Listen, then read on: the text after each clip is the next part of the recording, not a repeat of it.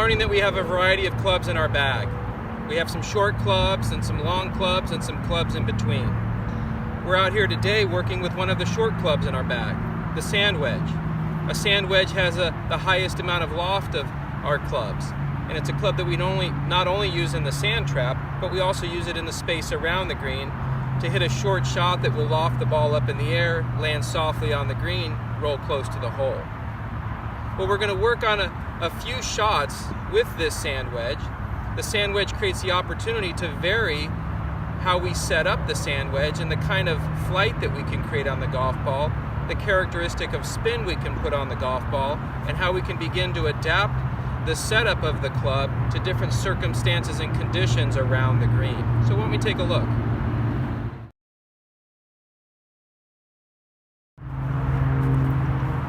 The first shot that we're going to learn to play is one where we're going to begin to use the bounce of the club, the bottom of the club, allowing our motion to be rhythmic and rotational in its motion, sweeping the bottom of the club along the surface of the ground in the grass. We're going to play the ball in the middle of our stance, and from the middle position, once again, we're using the bounce of the club to brush slightly underneath the golf ball, not trying to create any forced action or abrupt movements, just a nice rhythmical flow on through it. We create our stance, we may open our lower body up slightly, have our upper body square to the target, have a square club face, and once again, a middle position, a rhythmic flowing motion. We collect the golf ball using the bounce of the club, and now the ball is going to softly fly in the air, have a little spin on it, and hopefully stop close to the hole.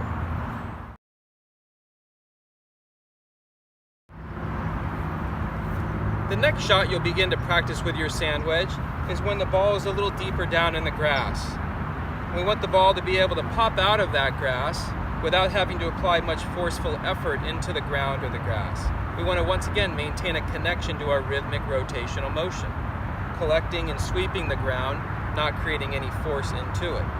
And so what I'm going to do with this shot is I'm going to allow the ball to be placed more slightly back in my stance. And as the ball is slightly back in my stance, the angle of the shaft will lean a little bit forward. The act of leaning the shaft a little bit more forward is going to have me feel like I'm collecting the golf ball with more of the toe side of the golf club, and it's going to be coming in at a steeper angle, so I'll be feeling a little bit more of the lead edge of the club combined with the toe, and I won't be using the bounce of the club like the previous shot. So I place the ball back in my stance, I orient the club face so that the toe and the lead edge can rhythmically collect the golf ball, moving through the grass and the ground, allowing the ball to come out a little bit lower in its flight and having a little bit of right to left spin on the ball.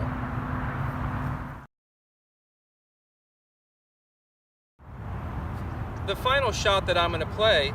is once again one that we're going to use the bounce of the club with, combined with a more of a middle ball position or maybe a slightly forward ball position. But what's going to be unique about this shot is I'm going to allow the toe of the club to start from a setup position that has now fallen to the right of the heel of the golf club.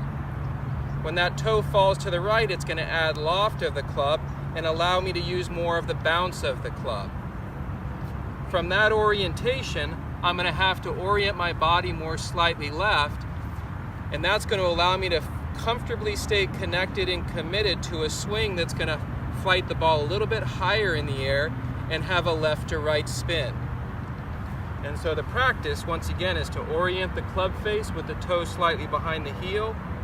a body that's oriented slightly to the left, a ball position that's somewhere in the middle of our stance. Now I can make a rhythmic motion, but have to have a little more energy because the ball is going to go flying high in the air with a little more spin.